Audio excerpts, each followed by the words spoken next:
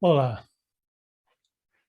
I'd like to start our devotional time today by reading a few verses from Mark's Gospel, Mark chapter 4, verses 35 to 41. That day, when evening came, he said to his disciples, "Let us go over to the other side." Leaving the crowd behind him, they took him along, just as he was in the boat. There were also other boats with him.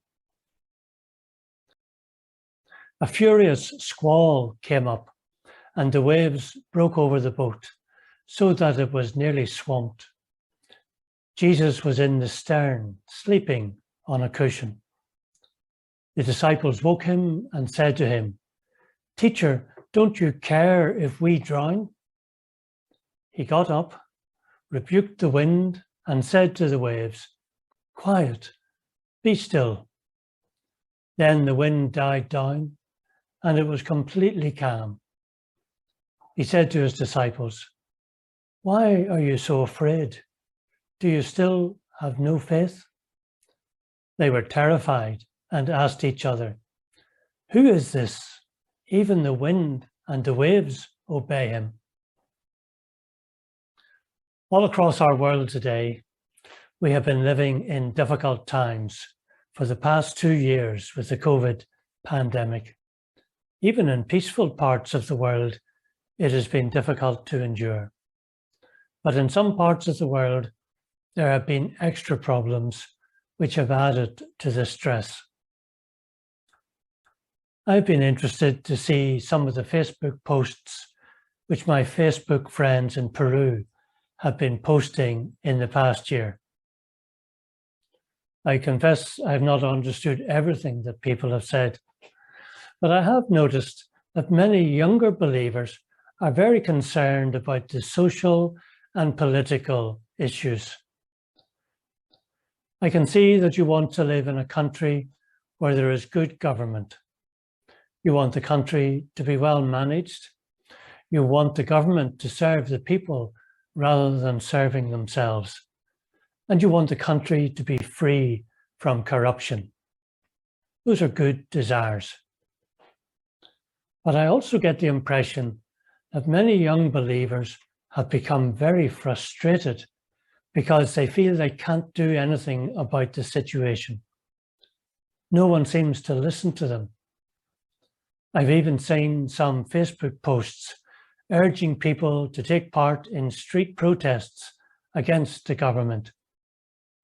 I get the impression that some believers are almost feeling a sense of panic.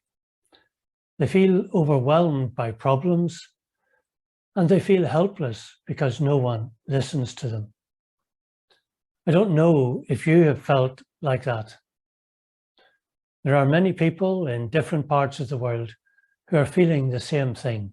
They want things to change, but they feel powerless to do anything about it. It can be very stressful to be in that situation. Do you think the Lord understands your feelings? Does he care about how powerless and frustrated you sometimes feel? Some believers feel that God doesn't care very much about our country. He doesn't seem to change things. And so it is up to us to take action, we think. But even if we do want to take action, nothing we do has any effect. That is when we are tempted to panic. When I think about the situation across the world, it seems to me that our world is going through a storm.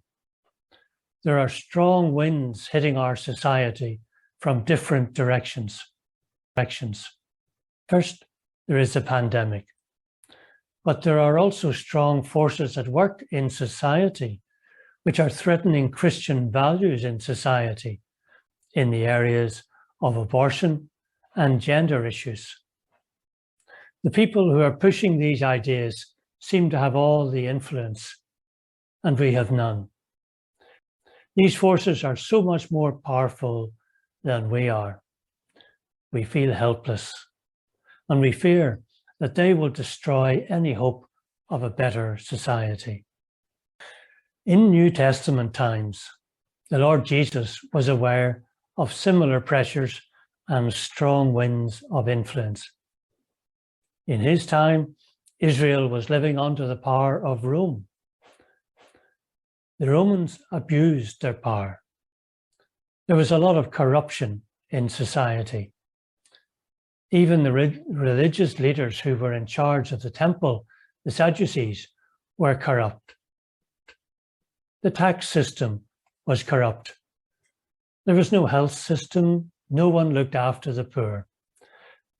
The ordinary people were victims of strong forces of political corruption, military corruption, and religious corruption. There is a type of illustration throughout the New Testament, which is a picture of what it is like to live in a society which is going through storms like that.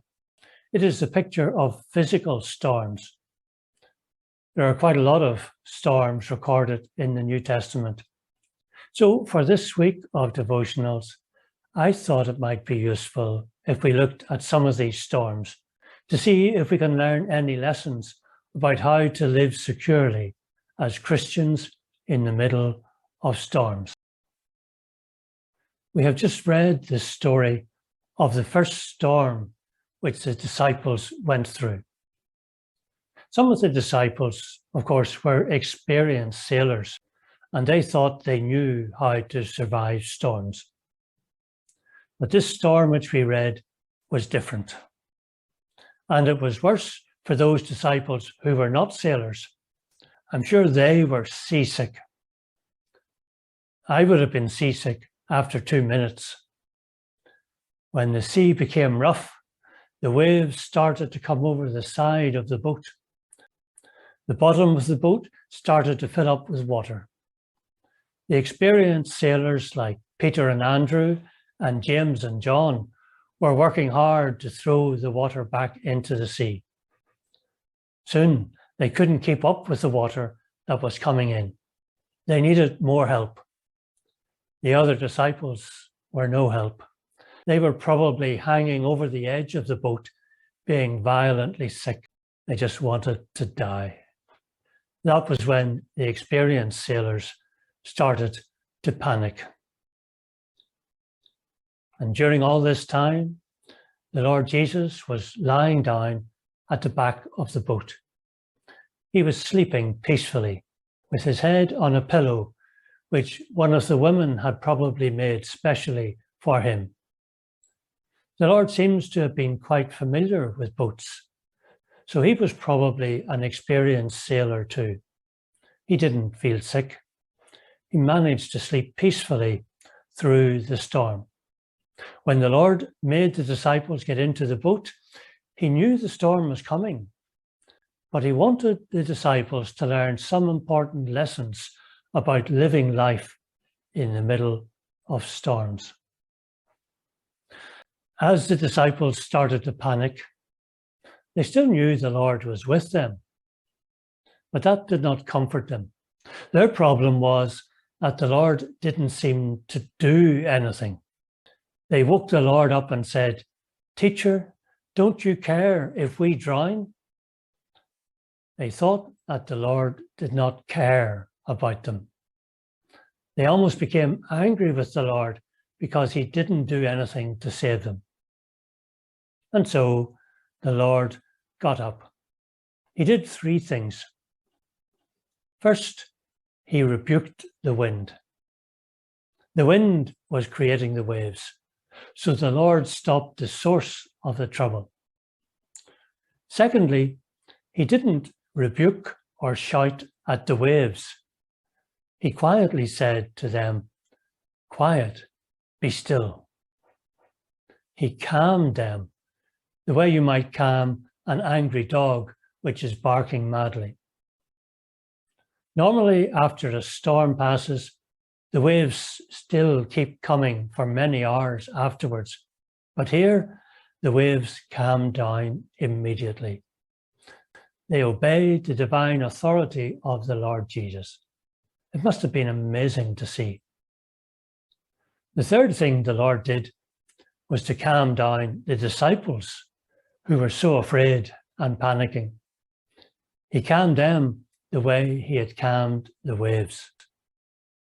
Actually, I get the impression that the Lord was saying to them, "Why did you wake me up? There was no danger as long as I was in the boat. I wanted you to sail through the storm." I think the Lord would have preferred if they could have completed the journey without waking him up. He would have liked them to have reasoned that God did not send his Son into the world to be drowned by external forces. The Lord had not forced them into the boat if they were going to drown before they reached their destination. The Lord would have preferred them to reason like that and to put their faith into action. So what lesson does this story teach us when our society is going through a storm? When we feel Christian values are being threatened, and when we feel we have no control? Should we expect the Lord to intervene dramatically and stop the pandemic and change of the spirit of the government instantly? Sometimes the Lord does do that, but it is not usually his plan A for us. I think he would prefer to see that we do not panic. Yes, we do have to experience the same storms in society that everyone else goes through. But we do not need to react the way non-Christians react.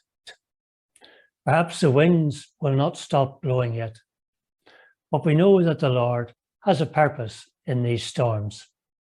The Lord is using the pandemic and other forces to achieve things in this world which may only become visible in 10 or 20 years' time. Sometimes evil forces in society end up working against each other and destroying each other. The Lord often gives them time to do that. In the meantime, he asks us to trust him and not to panic. We should carry on living for the Lord as believers in a way which honors him. So keep calm and keep trusting.